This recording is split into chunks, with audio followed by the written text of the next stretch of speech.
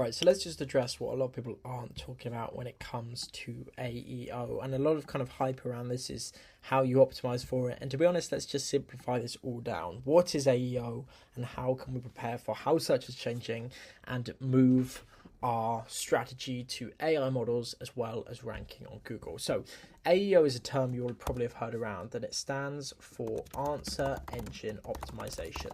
Also, we kind of hear GEO, which is about Generative Engine Optimization. And we're also hearing another term go around, Search Everywhere Optimization. I guess you could call that SEO as well. Optimization. Okay, fine. So these are the three terms we are hearing, and we're hearing this alongside what we all know and love as SEO. Now the question is, you probably have an SEO strategy at the moment, and you probably don't have an AEO strategy. So it's how do you take this SEO strategy and make sure you are preparing for the future of where search is going. Now, number one thing I think you need to know about this is you don't need to change much, okay?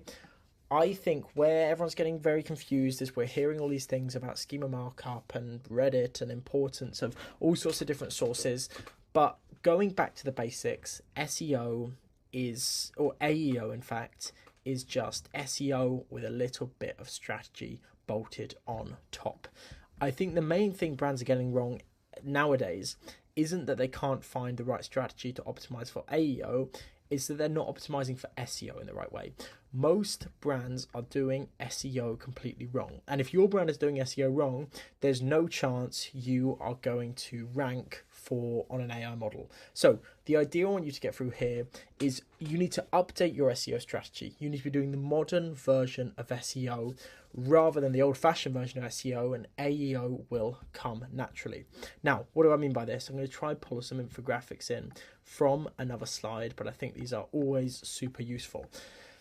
On the left is where AI gets its answers from. On the right is where Google chooses to rank. And what you'll notice here is they both have something in common, and that's authority, okay? So when ChatGPT is looking for its answers, it's looking across high domain authority sites to find, well, kind of websites like yours that have been listed. When Google looks across kind of which sites to rank, again, it's looking at which sites have what they call expertise, experience, authority, and trust. From there, it's going to make its decision and say, okay, I'm going to rank this one at the top because they are clearly the dominant, confident, authoritative voice in the space. So I think we need to completely switch away from an SEO strategy and move to this, an authority building strategy. What's the difference between an SEO building strategy and authority building strategy?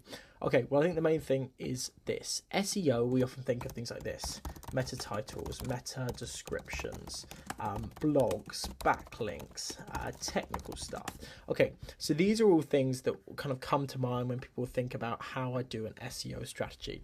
The problem is with all of these is they can, one, be automated by AI, two, everyone does them, and as a result, none of this makes you unique. Writing your meta titles, meta descriptions properly, publishing good blog content, having good backlinks and technical experience, like there are hundreds of brands doing this. So how do you expect to be the top of AI results when everyone is ranking for them? How do you expect to be the top of Google when everyone is trying to get there, when you're doing exactly what everyone else is doing? Okay, so yes, these build authority to some extent. Yes, they're important, but they're the baseline. They're the baseline of what any brand needs to be doing to get higher on Google. And that we're going to see that more and more as people start automating more and more parts of this SEO. This is becoming not less important, but baseline, standard. Okay, authority, I think we can pull from this graph here. Authority is not just about you knowing what you're talking about, but it's you appearing on every single different platform you possibly can. What I mean by that is when we search up for iPhones, we're looking for Apple products, you're going to notice that Apple's always going to be at the top. And that's because they are cited across multiple different sources, hundreds of thousands of different times. All of these sources will probably mention Apple or any big brand name. And you need to start thinking about doing the same thing for your brand. Now, let me take an example. Let's say you own you're an electrician, okay? You're a Sparky, and you are looking to get your business top of electricians in London when people are searching that on ChatGPT as well as Google. Now, what you're going to want to look at here is, where is ChatGPT pulling its information from?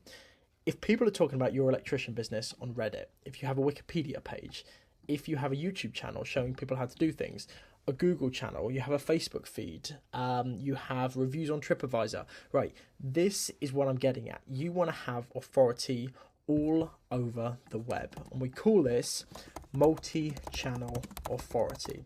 Okay, quite literally authority in multiple different channels. Now, what this sounds like is that's a lot of work to do that, and only big brands will be able to do that. But to be honest, if you do this properly, you will find it's actually not that simple. And it's not that hard. And I want to introduce you to this model here, which is called the authority funnel. Now, the authority funnel helps you do exactly this: build multi-channel authority across different pages. Now, let's jump into exactly how it works. Number one is research. And research, I want you to keep as simple as you possibly can. I want you to stay active on LinkedIn, Quora, Reddit, YouTube. Just be across social medias and understand what people are talking about in your space. What news articles are being published? What are questions people are asking? What is the trend? What are people talking about?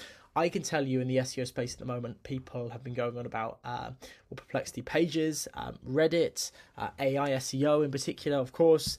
And, that's the trend in the industry. There is trends going on in every industry where people are asking a set number of questions, people are talking about a certain topic, and this is where you want to be creating content and authority on, because these keywords have the highest search volume, and as a result, it's going to be the easiest for you to get ranking quickly under them.